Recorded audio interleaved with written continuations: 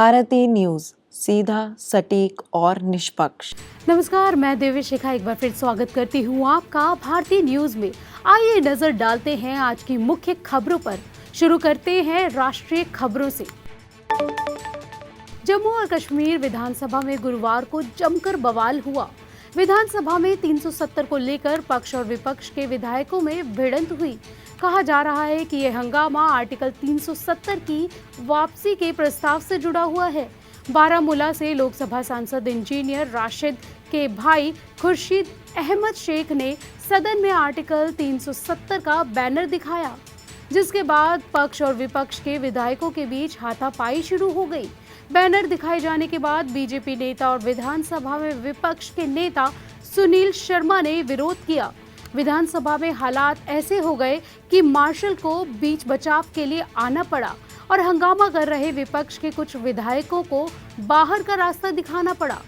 बता दें कि खुर्शीद अहमद शेख लंगेट विधानसभा सीट से अवामी इत्तेहाद पार्टी के विधायक हैं। प्रधानमंत्री नरेंद्र मोदी ने डोनाल्ड ट्रंप से बातचीत कर उन्हें अमेरिकी राष्ट्रपति चुनाव में उनकी शानदार जीत पर बधाई दी। सोशल मीडिया पर एक पोस्ट में श्री मोदी ने कहा कि वे प्रौद्योगिकी, रक्षा, ऊर्जा, अंतरिक्ष और कई अन्य क्षेत्रों में भारत अमेरिका संबंधों को और मजबूत करने के लिए एक बार फिर मिलकर काम करने के लिए उत्सुक हैं। प्रधानमंत्री मोदी ने अमेरिकी कांग्रेस चुनाव में रिपब्लिकन पार्टी के प्रदर्शन के लिए भी राष्ट्रपति ट्रंप को बधाई दी। डोनाल्ड ट्रंप ने कहा कि वे श्री मोदी और भारत को अपना सच्चा दोस्त मानते हैं। आइए नजर डालते हैं अंतर्राष्ट्रीय खबरों पर। ऑस्ट्रेलिया की सरकार सोशल मीडिया यूजर्स को लेकर एक बड़ा फैसला लेने जा रही है। ऑस्ट्रेलिया की सरकार ने कहा कि वे 6 साल से कम उम्र के बच्चों के लिए सोशल मीडिया को बैन करने के लिए कानून बना रही है। प्रधानमंत्री एंथनी अल्बानी ने एक न्यूज़ कॉन्फ्रेंस में खुद ये बात कही है। अल्बानी ने कहा कि सोशल मीडिया हमारे बच्चों को बहुत नुकसान पहुंचा रहा है। इस नुकसान से बचने के लिए ज़रूरी है कि इस पर समय रहते रोक लगा दी जाए। इसलिए 16 साल से कम उम्र के बच्चों के लिए सोशल मीडिया बैन करने का कानून इस साल संसद में पेश किया जाएगा। अमेरिकी राष्ट्रपति चुनाव में डेमोक्रेट प्रत्याशी एवं उपराष्ट्रपति कमला हैरिस को डोनाल्ड ट्रंप के हाथों हार का सामना करना पड़ा।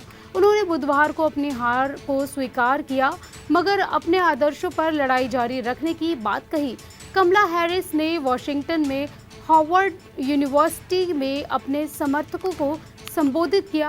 हैरिस ने कहा कि मैं इस चुनाव में मिली हार को स्वीकार करती हूँ, मगर महिलाओं के अधिकारों और बंदूक हिंसा के खिलाफ लड़ाई जारी रहेगी। हैरिस ने आगे कहा कि वे लोगों के सम्मान की खातिर लड़ती रहेंगी। इस दौरान कमला हैरिस की आवाज़ लड़खड़ाती रही। कई समर्थक भी रोने लगे। 15 मिनट से भी कम समय में उन्होंने अपना भाषण समाप्त कर दिया। अब खबरें व्यापार जगत से। भारतीय रेलवे ने पिछले 36 दिनों में 4,521 विशेष ट्रेनें चलाकर 65 लाख यात्रियों को सेवाएं प्रदान की। रेलवे छठ पूजा के मद्देनजर कल से 11 नवंबर तक प्रतिदिन 160 विशेष रेलगाड़ियां चलाएगा। ये रेलगाड़ियां त्योहारों के दौरान यात्रियों की अपेक्षित भीड़ को संभालने में व्यापक क्षमता सुनिश्चित करेंगी। स्थानीय मांग पूरा करने के लिए आवश्यकता अनुसार समस्तीपुर, दानापुर और अन्य मंडलों के लिए अतिरिक्त ट्रेनों की घोषणा की गई है।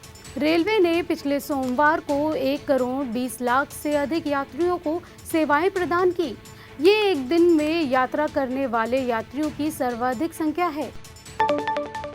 प्रधानमंत्री नरेंद्र मोदी की अध्यक्षता में मंत्रिमंडल की आर्थिक मामलों की समिति ने भारतीय खाद्य निगम में वित्तीय वर्ष 2024-25 में कार्यशील पूंजी के लिए 10,700 करोड़ रुपए की इक्विटी डालने को मंजूरी दे दी है। इस निर्णय का उद्देश्य कृषि क्षेत्र को मजबूत करना और देश भर में किसानों का कल्याण सुनिश्चित करना है। ये रणनीतिक कदम किसानों का समर्थन करने और भारत की कृषि अर्थव्यवस्था को मजबूत करने के लिए सरकार की दृढ़ प्रतिबद्धता को दर्शाता है। अब खबरें खेल जगत से। न्यूजीलैंड के खिलाफ घरेलू टेस्ट सीरीज में क्लीन स्वीप से हारने के बाद अब भारतीय टीम अपने अगले मिशन के लिए तैयार है। सूर्य कुमार यादव की कप्तानी में भारतीय टीम अब अगले मिशन के लिए साउथ अफ्रीका पहुंच गई है। यहां दोनों टीमों के बीच 4 मैचों की T20 सीरीज खेली जाएंगी। इसका पहला मुकाबला 8 नवंबर को डरबन में खेला जाएगा। इसके बाद टीमें 10 नवंबर को होने वाले दूसरे T20 मैच के लिए गकेरबरहा जाएंगी।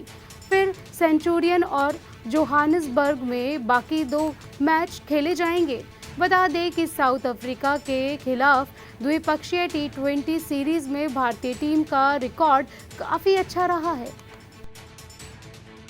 टेनिस में भारत के द्विज शरण और उनकी इजरायली साथी डैनियल कुकीरेमेन फिनलैंड के हेलसिंकी में HPP ओपन के पुरुष युगल क्वार्टर फाइनल में पहुंच गए हैं। इस जोड़ी ने कल रात प्री क्वार्टर फाइनल में मेटेज वोसेल और डेनमार्क के जोहानस इंग्लैंडिसन की जोड़ी को 7-6, 7-5 से हराया। आज के लिए इतना ही। हर दिन देश और दुनिया की तमाम बड़ी खबरों के लिए जुड़े रहिए भारती न्यूज़ के साथ। चैनल को लाइक, शेयर और सब्सक्राइब ज़रूर करें। मुझे दीजिए इजाज़त। नमस्कार।